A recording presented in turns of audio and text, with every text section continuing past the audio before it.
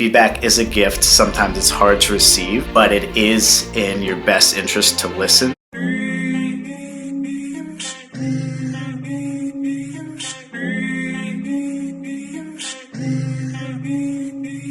All right. So welcome Bomani Mintz to the Get Ish Done podcast. We are here in San Francisco, beautiful WeWork office. Shout out to your friend for letting us join. Yeah, so excited to be here. It's actually nice here in San Francisco for once. It's like 72 degrees, a little bit kind of like LA, right? Brought the good weather out. Not really. That's like a cold day in LA. Oh yeah. Okay. I don't know anything about LA then. But yeah, so for the fans and the people out there listening in their cars, on the bus, walking to work, who is Bomani Mintz and what is it that you do?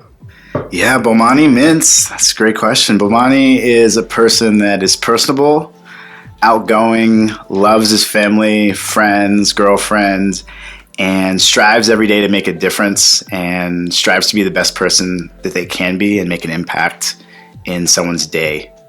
Cool. So what is Crave It and what is it that you do for the company? Is it an app? I mean, I know the full story, but for everybody listening, I want to make sure that they have a full context for it. Yeah, Crave It is my passion and I'm living out my dreams. So Crave It is for users, it's a dish-based app that helps you search and discover the best dishes from local restaurants. And we help users search and discover the best dishes. We help restaurants by growing their business and providing user insights to them on how they can market their dishes to the right consumers. Why did you start Crave It? And are you super foodie? You just love food and you thought one day, I want to start my own food app? Yeah, I guess I'm a foodie. I feel like that has such a high level, high brow. But I mean, I follow you on Instagram. Bro. Yeah. I love food. I do love food. And ironically, the idea started back in like 2012 when I had my first Instagram account. Mm-hmm. And I decided to make it food. It's called Bo Tastiest. It's no longer just a food account. But back then, I was like, I want to take photos of food, and everyone was laughing at me. Oh, that's weird. Why are you taking photos of food? This is before it started really evolving, but I was like, one of these days, I'm going to make this a business to really share photos of food and educate people on how you can find the best food. And sort of I moved to Texas, and that's when my love for food completely evolved, and I was the go-to guy. Hey, where are the new restaurants? Where should we eat? My parents are in town. My friend from college is in town. Like, where should we go? And then it sort of started evolving, and I was like, there's a huge problem. Like, I'm quote unquote a foodie, but I still have a hard time finding out the hottest places to go. And then also, what should I get on the menu, right? I might be able to recommend Ish, you got to check out ABC restaurant in LA. Great. Now what? What do I get?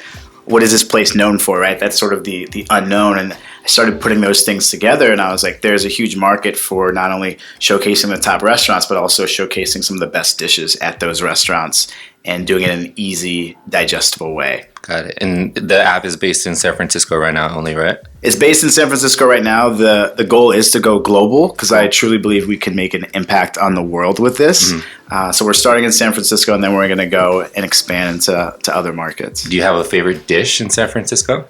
I would say my favorite dish is from Taqueria Cancun in the Mission. I was not expecting that one. And it is the El Pastor Quesadilla Super. El Pastor Quesadilla. So sour cream, salsa. It comes with beans and rice too? Does not come with beans or rice. No, rice. Yeah. But you're making me hungry. That pastor is insane. Yeah, you've got to try. Anyone that's in San Francisco that's visiting, Taqueria Cancun, Super, El Pastor Quesadilla. God, I'm hungry already, and it's like barely breakfast. Did you have a favorite a food or dish growing up? I would say my favorite dish growing up that my mom cooked is African stew. And that dish is very, very different than anything else most people have had. And what's comprised of that dish is it's peanut chicken, rice, coconut flakes, banana, red pepper, green pepper, raisins, and mango chutney. That sounds amazing. And it is incredible. Easy to make. I recommend getting a rotisserie chicken because it's nice and juicy versus just cooking a plain chicken. But yeah, that was like growing up, that's probably was my favorite dish that my mom cooked. Would she make it like pretty often, or if you were good or you got good grades, then you get your favorite food, or how often would she make? Yeah, maybe like once every 3 months. It wasn't like every Sunday. It was a delicacy. Yeah, it was a delicacy. It wasn't like every Sunday I'm like, oh, I can't wait to get the African stew. Yeah. I wish. So let's talk about that. Where did you grow up, and what was growing up for Bo like? Yeah, so growing up, I was probably still one of the few people that have grown up in D.C. I was born in D.C. at George Washington Hospital.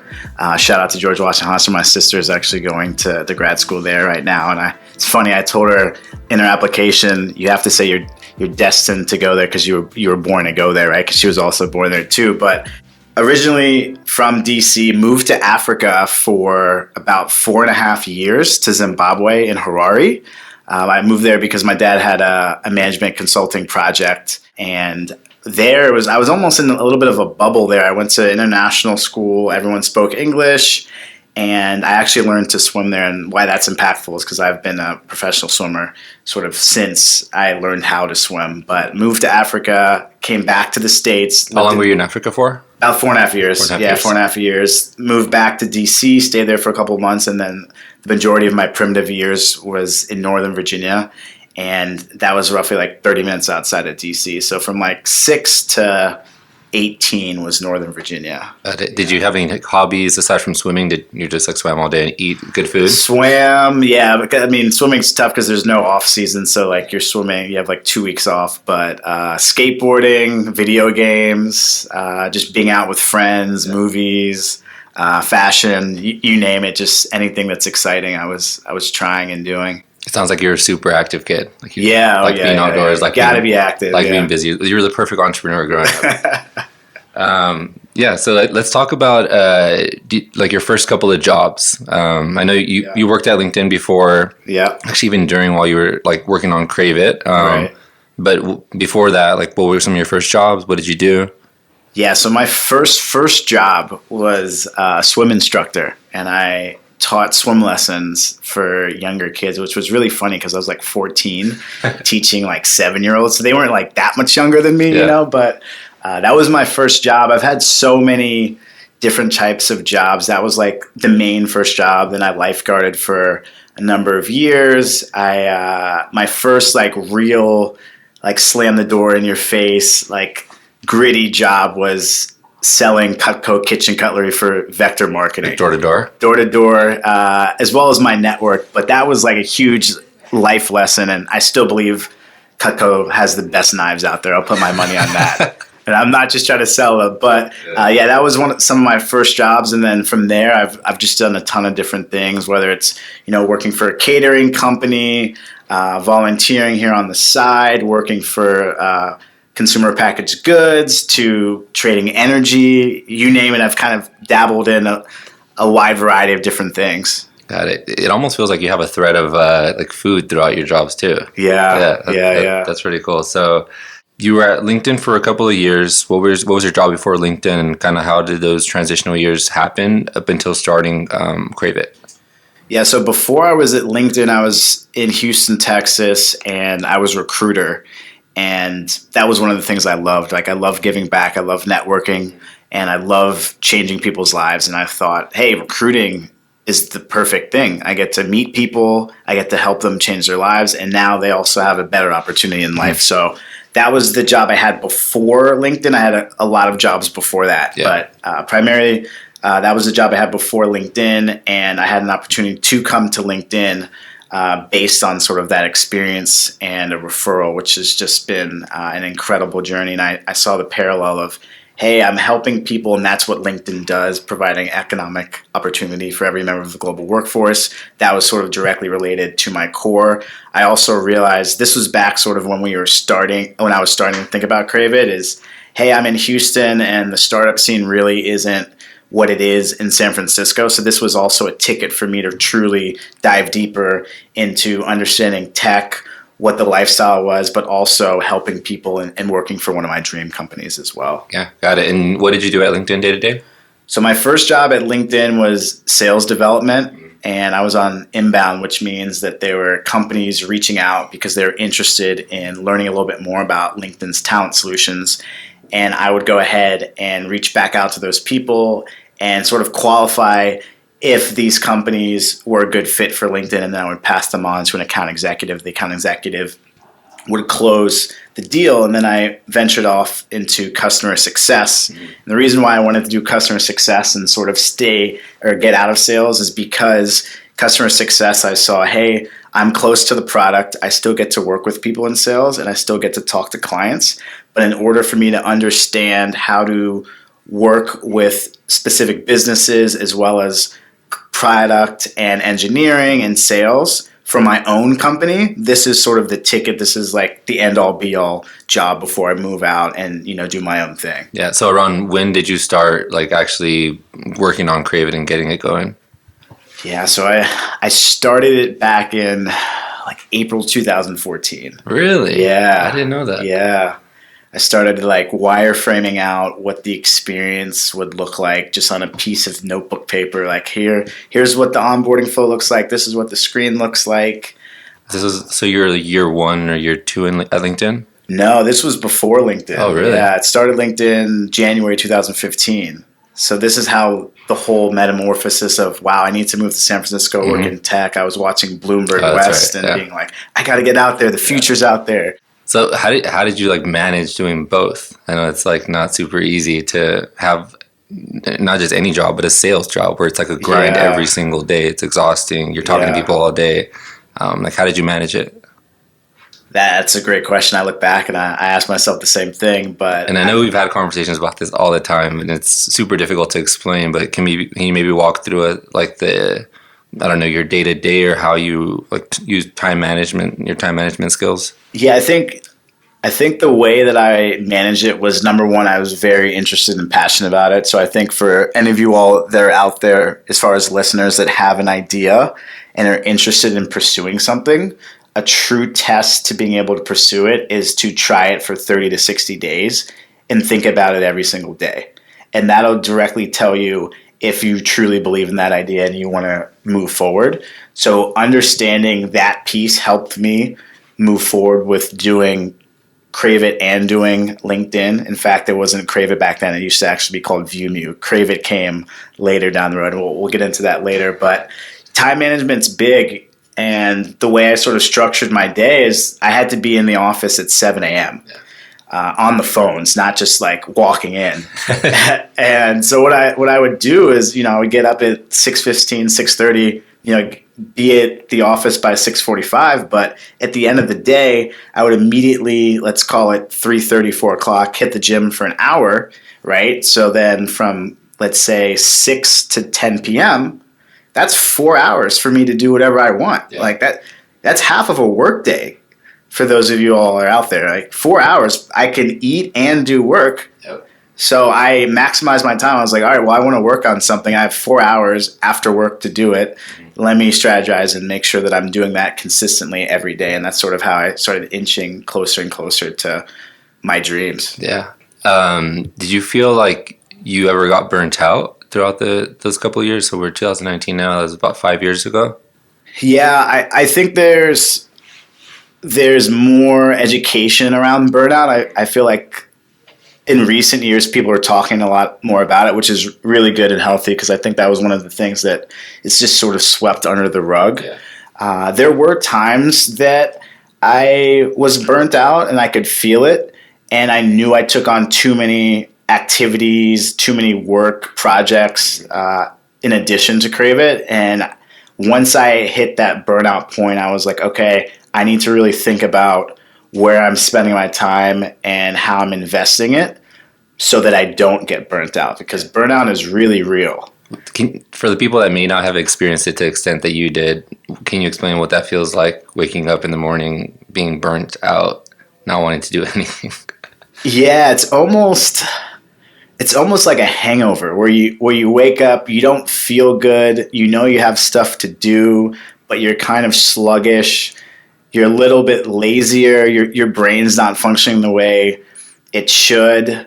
And you sort of don't know why. It would almost be like getting a hangover after one drink and being like, why do I feel horrible today? I only had one drink. I I've been good, but that's a little bit of what it feels like. And I think one of the best things to do for burnout is to actually talk about it and check in with friends and fellow entrepreneurs as well on that. Do you feel like you've built entrepreneurship communities since starting Crave It, and you guys like talk, interact? Like, yeah, I think that's a huge piece of all of this, is to talk to as many people as you can and really build that community. You do need a sounding board outside of, mentors and advisors that, are in the trenches with you day to day, know the feelings, because community is key, regardless if you're an entrepreneur, if you work at a company, if you're on, an intramural team, like that community makes or breaks you. And it's very important to build in and to have. Yeah, I agree 100%. So let's transition really quick and talk about the early days of Crave It. And once you started getting the ball going, can you maybe explain what that looked like and how you actually got momentum and the super early days before maybe even the app launch? I know the app launched recently. Yeah. So the super, super early days was very interesting. I look back and I was like, man, I really had no idea how this tech world really worked, because my thought process was like, cool, I can go ahead and design what I want the app to look like. I'm also not a designer by any means, but I knew what I wanted it to look like. And then I was like, all right, let me just get an engineer. An engineer can just build that. I just need one. But I really didn't understand how to approach essentially building out my team. And I think in the early days, I had a lot of hurdles that I was coming across because I didn't understand that, nor did I feel like that information was directly out there. So I was sort of jumping hurdles ahead to other stages, as opposed to, hey, great, I have an idea. Let's get a designer to actually design this that's truly a designer. Perfect. Now we have a design. Let's talk to an engineer. Oh, by the way, we need two engineers. We need someone that makes it look beautiful on the front end, and then we need the back end, how it actually is, the plumbing, how it actually works, right? And I wish I went down that path, but I didn't know. So it was sort of, trial and error. This was early 2014, 15. Things have changed since then, but I went through a lot of different things that I potentially could have avoided if I had a little bit more insight and information. And I started getting more of that as I hustled and had a ton of coffee meetings, meeting a lot of different people. I sort of put the pieces together, but essentially when I first started, it was, I had puzzle pieces everywhere, and I had no idea what kind of puzzle I was making or creating, other than creating a puzzle of food. If you had to give any advice to somebody that like would be going down the same path that you did, like what would you tell them not to do or to avoid? I think you mentioned a couple of things right now, but anything else?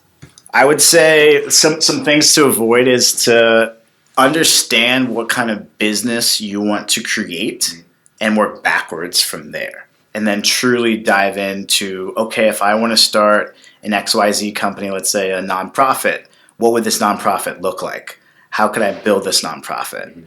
And then work backwards. Well, who would I need to hire, right? How long would I need to keep them? Would this person just be someone that would be a contract worker, or would this be a co-founder, right? Start from like what your end all vision is, and then work backwards, because then you're actually building out the starting blocks to where you need to go to get to the end vision. Got it.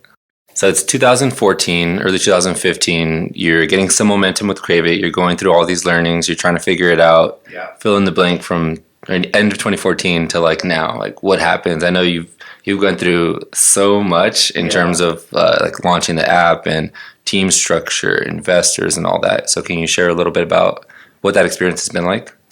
Yeah, it's been life-changing. I've learned a ton as far as management style, right? Because when you are a founder and CEO, you have to manage other people, especially having a co-founder, managing the co-founder, but also managing those other people that are working for you.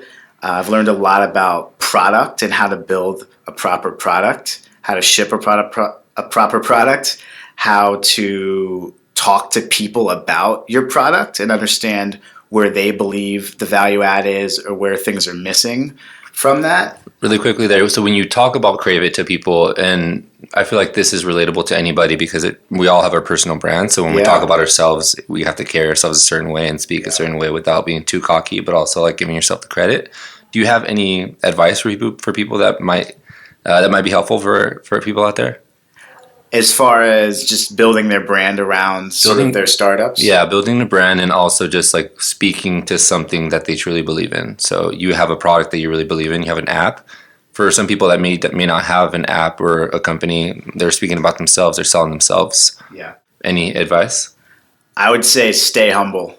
The process of building a company or an idea, be as humble as possible, but articulate what you're looking to do and be receptive to feedback. Yeah. The way I talk about Crave It right now is completely different than the way I talked about it in 2015. And that's because I've been open to feedback. Feedback is a gift. Sometimes it's hard to receive, but it is in your best interest to listen and to see where you can improve, because ultimately if you're improving as a professional, but you're also improving your brand and also what you're working on as well. Yeah. So it's a threefold.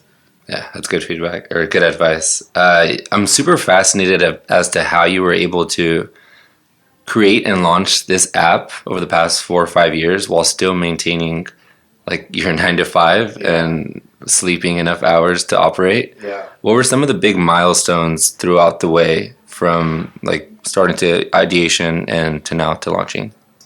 So one of the biggest milestones was getting a co-founder, someone that I could actually talk to and bounce ideas off of. Mm-hmm. The next big milestone was actually getting a team to build it.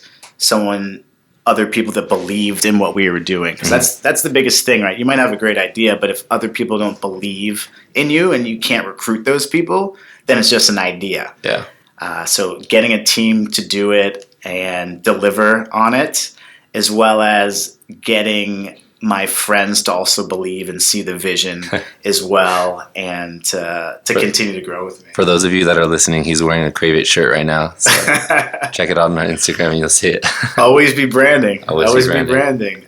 So yeah, team and talent was a big milestone. Like shipping the actual product was a big milestone. And what does it mean to like ship a product? A lot of people out there probably have not ever even thought of creating an app or ever even been a part of a team to launch one. So what does that mean? What does that actually mean? Yeah, so shipping the product means like, okay, now people can actually use the product, meaning everything that's done in the background is adding up to that sort of launch date where people can actually test out the product, truly give feedback back to you. Everything before that I would call is production, right? It's almost like if you want to design a shirt, right? So the logo of what's going to be on the shirt, the fabric, all of that's production. It's going down like a conveyor belt.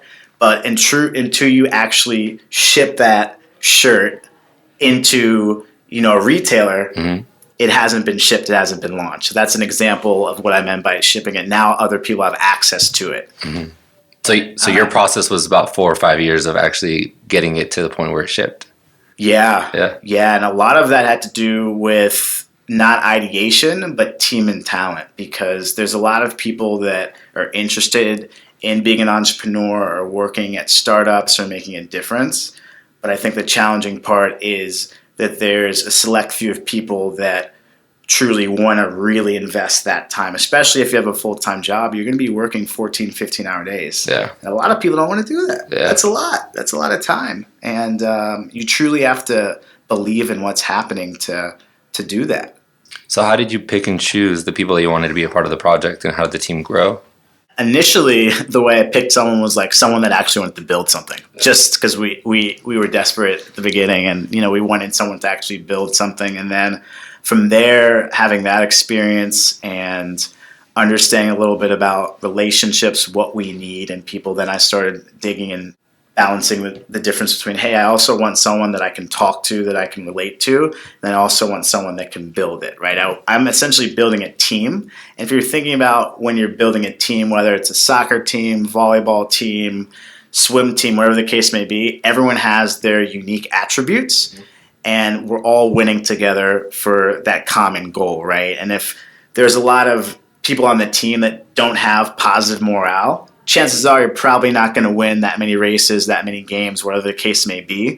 So really finding each niche of what each person can bring to the team is critical for the success of the team. And that honestly just takes time and understanding the industry and also learning people. And learning people is something that you're always doing, right? You never stop learning about people and personalities and how you can adjust how you speak to people and relate. That's an ongoing learning. Yeah, 100%.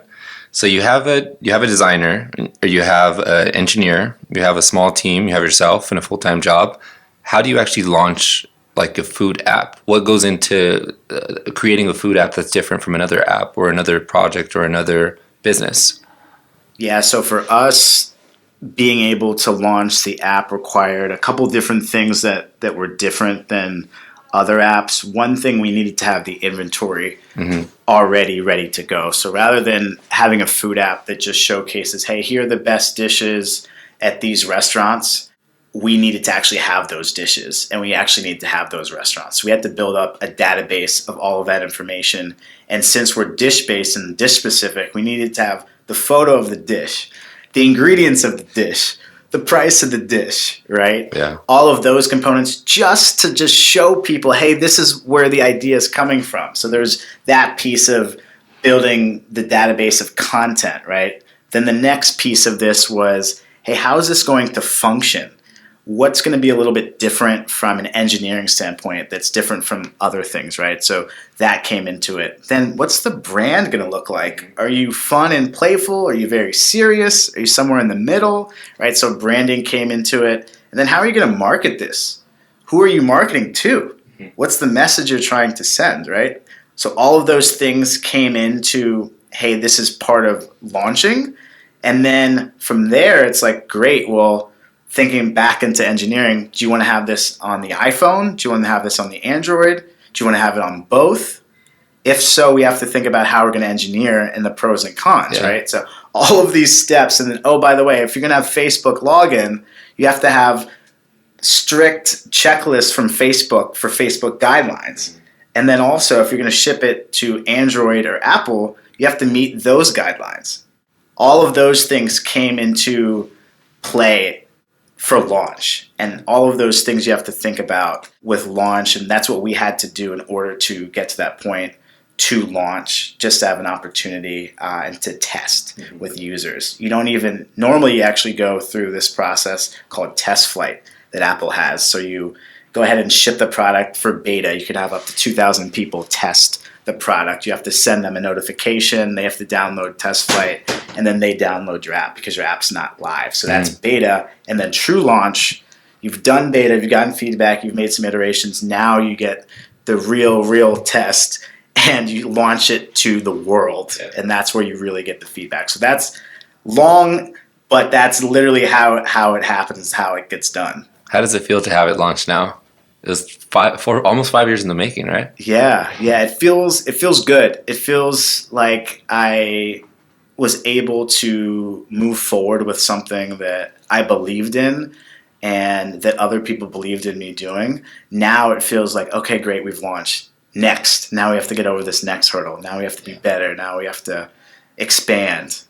Before we go into like the next portion and what Crave It is today, I really want the listeners and people out there that are watching to get a good understanding of what the work it took to get from 2014 to 2019 in terms of the ideation, execution, building the team, investors, all of that. Yeah. So maybe share with us what your weekly routine looked like, or the things that you had to avoid in order to commit that time to Crave It, habits that you built throughout that process.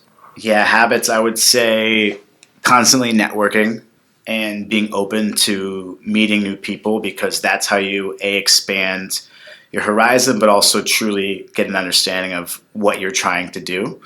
And if you network a lot and you have good conversations, you're going to get a larger network, because they're going to whoever you're meeting with is going to open you up to their network as well.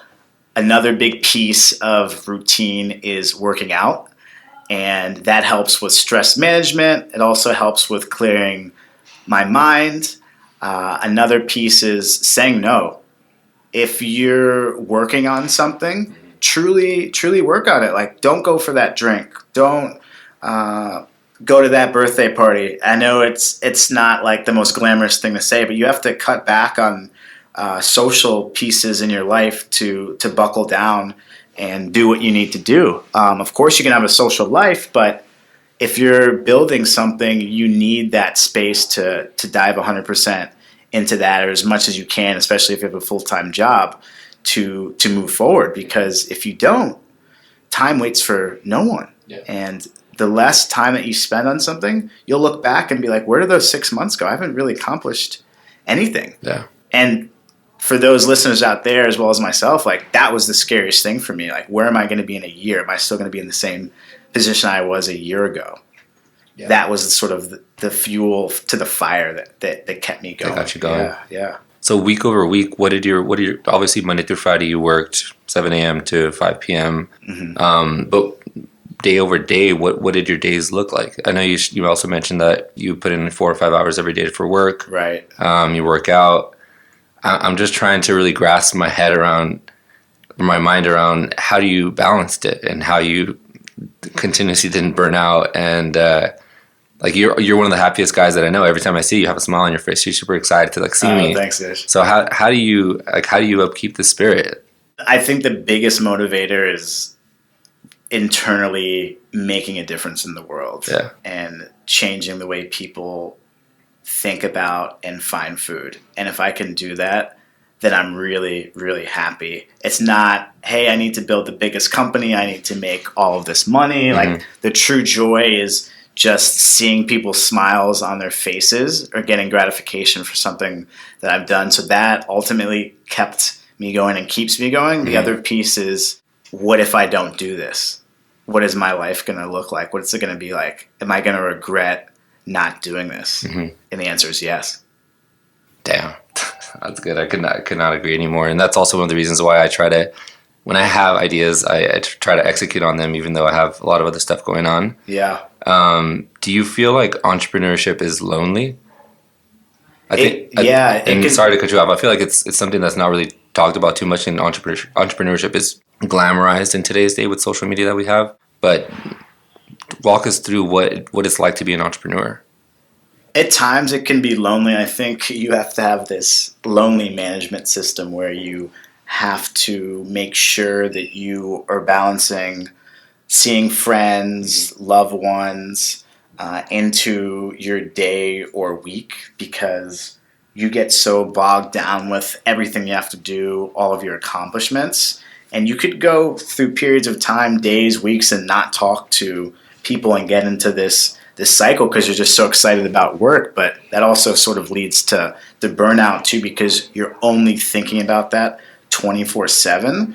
That way your brain doesn't have a time to A, digest what's going on, but B, to reflect or C, to like think about something else. Mm-hmm. And have a better perspective when you come back. But I definitely believe that it can be lonely, and it's up to the entrepreneur. Again, everything comes back to time management, to be able to see that it might be happening and to address it. Because if you don't address it, then it's something that's going to continuously be lonely. Yeah. Do you have like a lowest moment that you'd feel comfortable sharing with us? Sure. Yeah. So I think one of my lowest moments in recent years was I was at LinkedIn, and I was in a role in the sales development role at LinkedIn. And yes, I was doing well and hitting my quota, but I was looking to move up and be in customer success. And I had interviewed for a couple different roles, and I ended up not getting them. And I just wasn't in a good space because I felt like I needed to make this move in my life in order to change my life and move in the right direction. Mm-hmm. to do Crave It, which was that sort of customer success that I managed earlier. And I was also, this is another time I was burnt out. I was, killing myself at sales, and then I was also working on Crave It. I wasn't spending that much time with friends, and I just had a meltdown, and I was like, I need to go to Southern California and visit all of my friends. I'm taking 10 days off, and I'm going to reevaluate my life after these 10 days. Yeah. And in the process, funny enough, I got a call from the recruiter, and I got the job while I was on vacation. So it was like a double win. But that was when I was very burnt out. I wasn't sure about where I was going to go in life because A, things weren't moving as quickly as I wanted with Crave It, which emotionally was draining because of all the time that I spent. B, things weren't moving the way I was hoping with LinkedIn.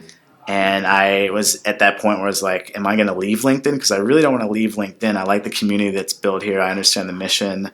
If I was going to leave LinkedIn, now I have to focus on proving myself at a new company, a new role, and doing Crave It, right? So that also added a bunch of other stress. And then I also was like, I'm not really spending time with loved ones and my friends either. So that was one of the lower points in recent years through this work and entrepreneurship battle, if you will. What would you say that you learned from that moment? Just know when to tap out, or?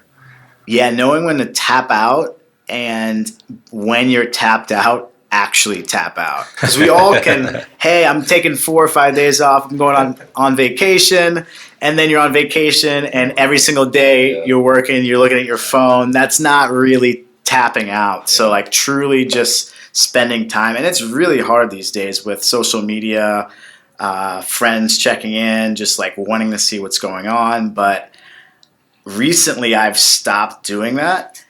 And it has changed my life, like truly just getting off the grid for a little bit. I know it sounds silly and so easy, but I challenge you all to go off the grid on a Saturday, Sunday, or weekend, unplug away from your phone, go to the beach, go on a hike, and then come back to it. And you'll feel exponentially better. I was just about to ask you that. So how do you unplug? What do you do when you unplug and you try to get away from work?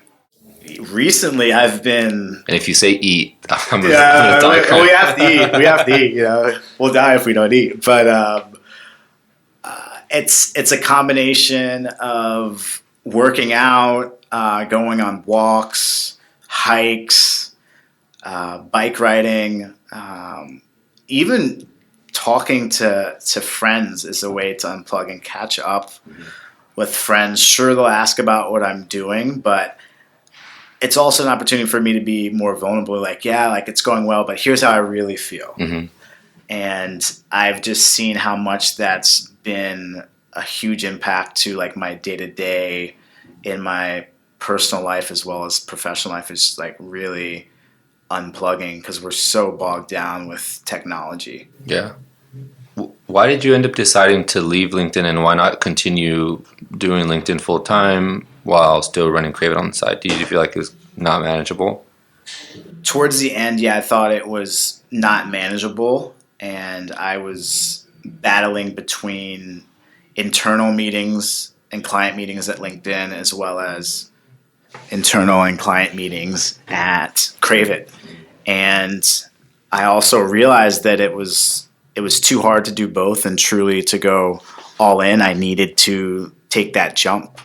And really one of the reasons why I didn't do it sooner was team and talent, having the right people in place, and then also having some savings to be able to go ahead and do that. Those two things needed to be in place, and thankfully, by the grace of God, they were in place when I decided to do it. If they weren't, I would still be at LinkedIn. Yeah.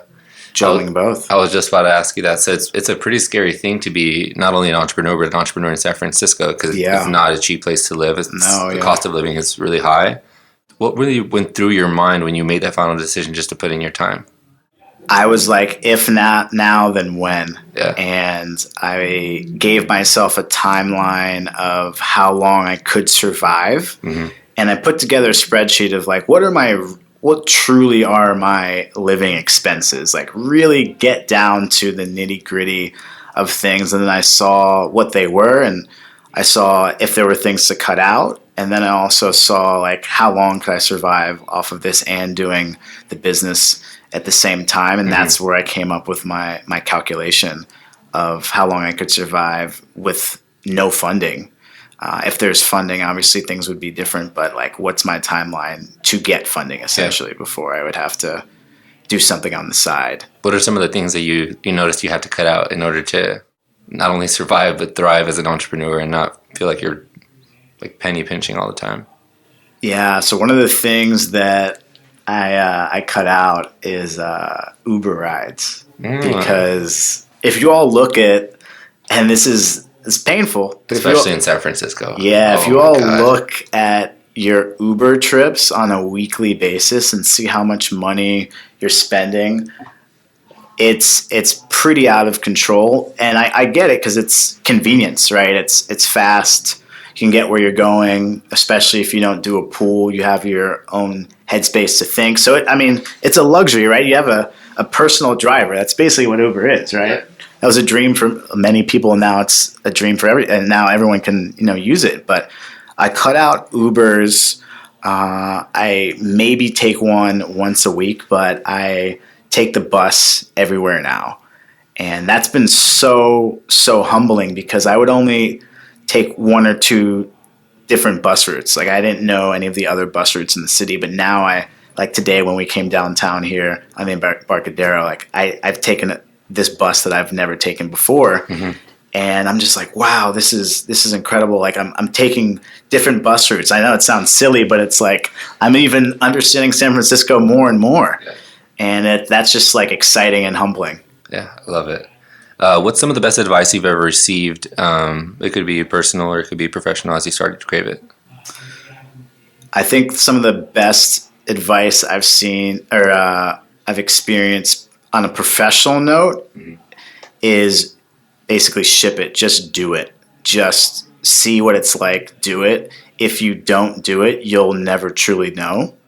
So I'd say that on a professional note. On a personal level, I would say some of the best advice I've ever seen or experienced is, it's a little dark, but it's pain is weakness leaving the body. And being able, and I equate this back to like swimming and just like going through anything in life, is that, yeah, things are painful. It's also not permanent. Mm-hmm. And when you get through it, you're going to come out better on the other side. Got it. Walk us through what your day-to-day now looks like.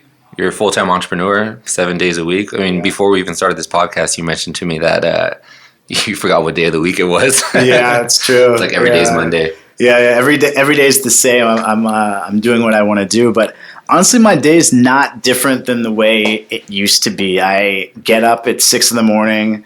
and I work out. The morning is my time.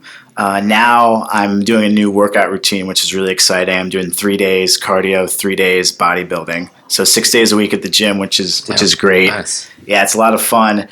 So I work out in the morning, come home, and start writing out what I have to do for the day. So I check email and then think about, okay, what are things that I didn't get done yesterday? I put that to the top of the list. What are things that I need to get done today? What are mission critical things? And then I go ahead and attack those.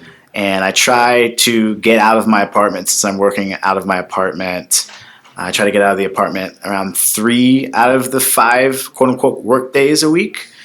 Just so I don't get cabin fever. I love being in my apartment, but at times, if you're only being in your apartment for 12 to 14 hours, it's pretty crazy. It's not healthy. Yeah, so even though you worked out in the morning, that ship will sail quick. But that, as far as my routine, pretty similar to beforehand. I'm just not juggling two things. I'm able to focus in on one thing. I would say another parallel is time management. Mm-hmm. And one of the things that I've started to do is really block out times in my day to get things done. And if you think about this kind of goes back to mainly our primitive years, right? K through 12, you had different classes, different schedules that you had to get stuff done. But then we graduate college and then we just don't do that anymore. But that's like been a huge help to my day-to-day. Okay, I need to do X, Y, Z. I'm only going to give myself 45 minutes to do this. If I don't accomplish it in 45 minutes, I'll come back again. But I need to kind of keep things moving. Mm-hmm. And that creates excitement. It sort of puts a little pressure on you because you only have a certain time frame. You're not giving yourself 3 hours to do something, because then you sort of get sidetracked or distracted. So that's been helpful. And I started doing that at the end of my career at LinkedIn, and that's something that's directly carried over. And I truly believe for anyone that's listening, regardless if you're starting a company or just listening to figure out how you can better yourself and improve yourself.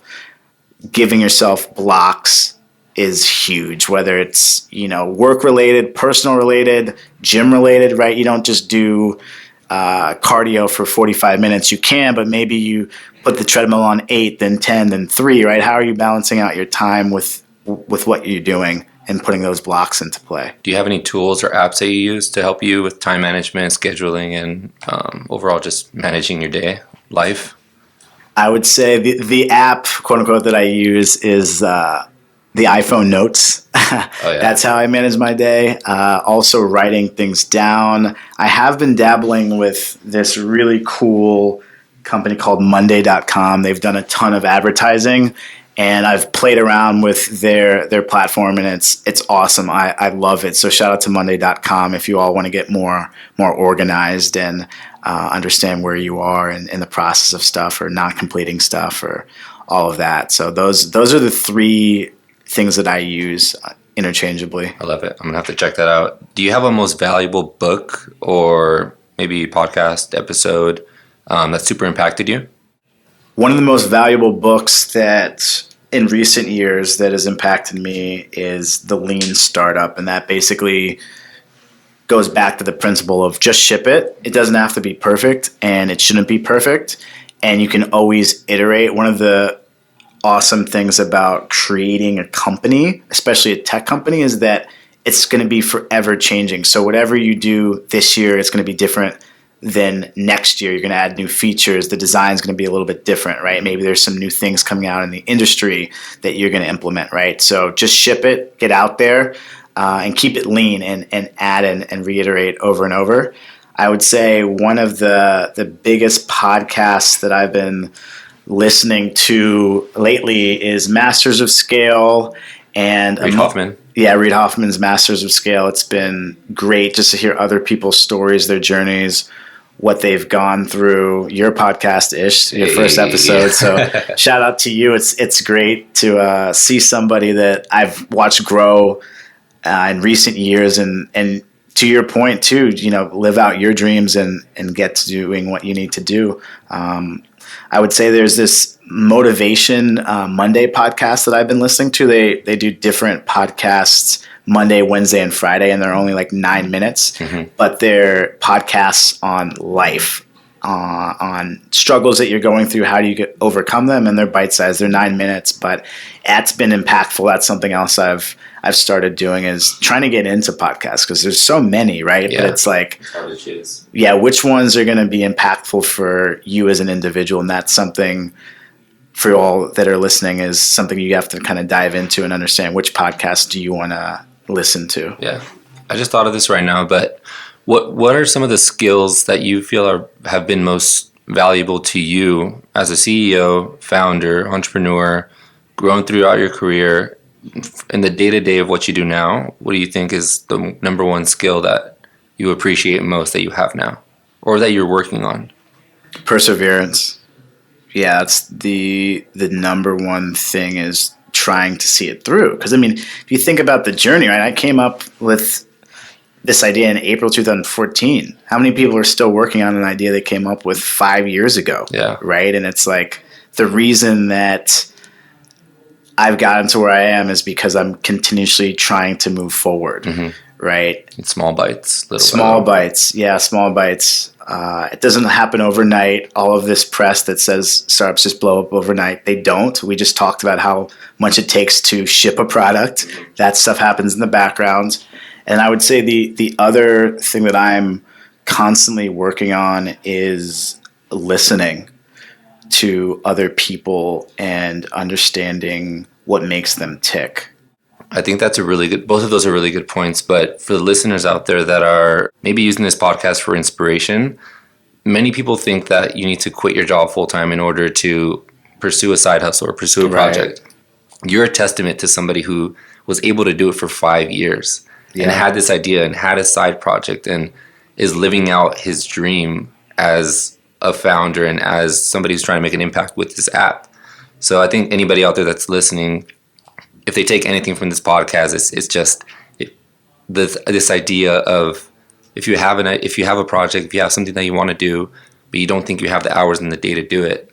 You just explained your entire story and how you did it. Right. Yeah. And it was you had a very demanding job. It wasn't just a job where you go stand somewhere and you're not using your brain, or it was an exhausting job. You're talking to clients every single day, waking up early, getting to work. Like, this is draining. Right. So I think people out there that are listening, and if they need any inspiration, I would definitely recommend them reaching out to you directly, because your story is super fascinating to me. And that's one of the reasons why I wanted you to come on and share it, because we hear about these overnight successes and overnight stories all the time. Right, yeah. It's like, I just quit my job, I saved up 40 grand, and then I started this app, and now I'm a millionaire. Right. It's like, that does happen for sure. It definitely does happen. But it's like that 1%, that 0.5%. Yeah. So I just wanted to give you props for doing what you do, and it's amazing to see you grow over the past couple of years that I've known you, and seeing the app launch. Like, yeah,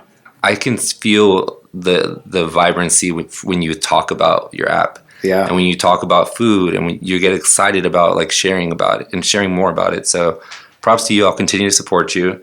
Continue to support you too. I love what you're doing, Ish. And I remember when we were at Zeitgeist, this was years ago, and we were out back. This is when we were first getting to know each other, and you were talking about what your dreams are and what you wanted to do and start an event company and get deeper into social and make a difference. And you're also doing the same thing. So it's just so awesome to be around people that are trying to make a difference in the world, but also better themselves. And back to my community point for those of you all that are listening is that surround yourself with like-minded people. You hear it all the time.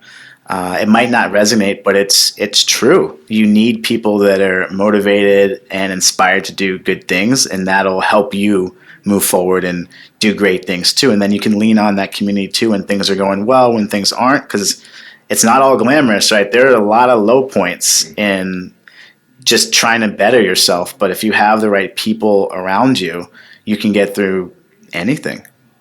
Yeah. What is one of your upcoming goals that you have for Crave It, and how are you tackling it? So the biggest goal for us right now is to receive funding and to get an accelerator, because that'll accelerate our growth with Crave It. The way that I'm going about that is, I've started reaching out to my network as far as understanding who potentially could be an investor. How do you pick and choose who you reach out to? Titles and organizations that people are working for. Yeah, decision makers or have worked for. And then second layer from that is, okay, if they're not interested in investing, or if they aren't able to invest, now I need to kind of create a list of companies that offer investing, right? And then rather than reaching out cold initially, let me see if I have any common connections or shared connections, because we all know referrals carry more weight than cold outreach, right? So that's the next process or next step is, hey, is there anyone else that knows somebody at a firm that does do investing, or do they know any angel investors, right? And then I reach out, see if they're open to talking, right? And then third level is cold outreach and trying to set up a meeting. So that's on the venture angel route. And then for the accelerator route, it's pretty much the same thing. I sort of use that same process of, okay, I'm interested in these specific accelerators. Do I know anyone that's gone through the program? Number one, personally. Number two, okay, great. I'm going to look at everyone that's gone through a recent batch or past batch. I'm going to see, do I know anyone in my network that personally know these people to make a warm introduction? And then if I still don't know, then I'll go out and reach out cold. But I think to do whatever you want to do, C should always be an option. You should always reach out cold, and you should always be vulnerable, because that's how you're going to make that progress. If you're scared, if you're at a networking event, to go talk to that person, you should. If you are you worried about grabbing coffee with someone because they're too senior, you should. People generally are good and want to help other people, but oftentimes people don't reach out. Why are you passionate about food? Why are you passionate about starting a food app? Why did you create a food app and not any other app in the world? Yeah, the reason I'm passionate about food is just because it's something that can break any sort of barrier. If you sit down with someone and have a meal, you can truly understand their culture, who they are.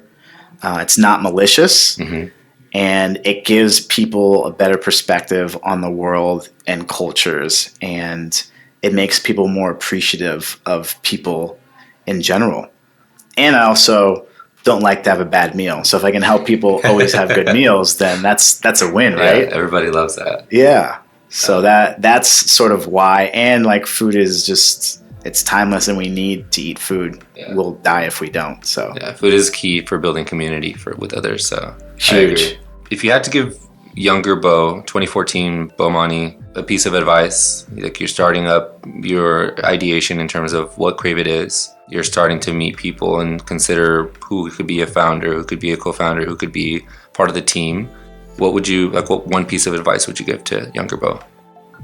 I would give the advice that I gave everyone earlier, which is like, think about the company that you want to build and work backwards from there. And then reach out. I would say like diving deeper as far as like advice that I would give myself, like 14-year-old Bomani, 13-year-old Bomani, is that be conscious of what you're doing on a daily basis. And what I mean by that is that I was one of the first people out of my friends, if not the first, I'm pretty sure actually I was the first to have an iPhone. So I've only had an iPhone since the iPhone 1 came out. Yeah. 2008, right? Wow, it's been almost 20 years or something. It's or 10 years, sorry. But I was using the iPhone like a lot, and I saw these apps pop up, and I didn't think in my head that, hey, these are companies and people work at these companies, and you can do marketing, you can do branding, you can do sales, right? Or, hey, I just got this new swimsuit because I was a swimmer, right?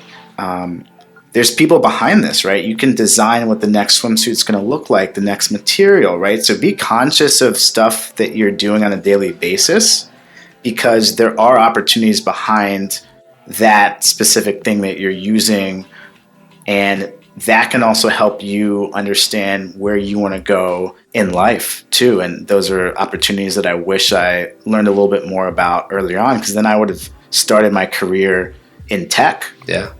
But I didn't think about that stuff back then. That's actually one of the reasons why I came to work at LinkedIn. Oh, really? Yeah. So when I was younger, I was super fascinated with technology, with apps. I think I was like, 12 or 13 years old when I first got AOL Instant Messenger. Yeah. And I started thinking like, this is so cool. It's allowing me to continue the relationship and keep in touch with my friends, like even when I was at home. And then I remember like MySpace came out, and I was like fascinated, like being able to connect with people and like communicate and see what they're doing and all that. And I think then Facebook came out, then Instagram, and I was all in Snapchat, and I was always super fascinated with just like the connective tissue that like technology was able to bring me. I also am aware of like how detrimental it could be to your health when you're always glued to it. That's the neck phase. That's the bad phase. But I was always super fascinated by it, and that's one of the reasons why when I was younger I said I'm going to work at LinkedIn one day. I'm going to work at Snapchat one day. Yeah. And that's super funny because Monday I start working at Snapchat. Yeah. So congrats. Crazy. Thanks, man. That's awesome. Living out the dreams. Little by little. Yeah. It's just it's that every day you just try and do a little bit, right? Inch closer daily. I think that's the theme of today is like, A, just start, and B, just dedicate a little bit of time every day to something that you're interested in doing, because over time you're going to have a lot of things that you're going to accomplish if you just a little bit here and there, a little bit here and there. Yeah. Well, Bo, thank you so much for being on the show. Any Thanks last for piece of having advice me. or where people can find you? Last piece of advice is just try and make a difference and be the best version of you can be. If you want to reach out to me, you can DM me on our Instagram, CraveItSF. You can also send me a personal email at Bomani, BOMANI, @craveit.co. And I think that's about it as far as how you can get in contact with me. Through there, you'll be able to get my phone number, which will be cool because I love texting people. But yeah, shout out to you, Ish. Thanks for having me on the show. Thanks for doing this. This is awesome. I'm looking forward to seeing all the other episodes as well from just amazing people, and I'm excited. Excuse me, to see what comes from this and how you're going to consistently inspire people to do amazing things and get out of your comfort zone. And that's ultimately how we all grow and accomplish what we want to do, is to get out of that comfort zone and do the next thing. Thank you, man. And that's a wrap. That's a wrap. Cheers. Good stuff, man. Thanks, man. That was so fun.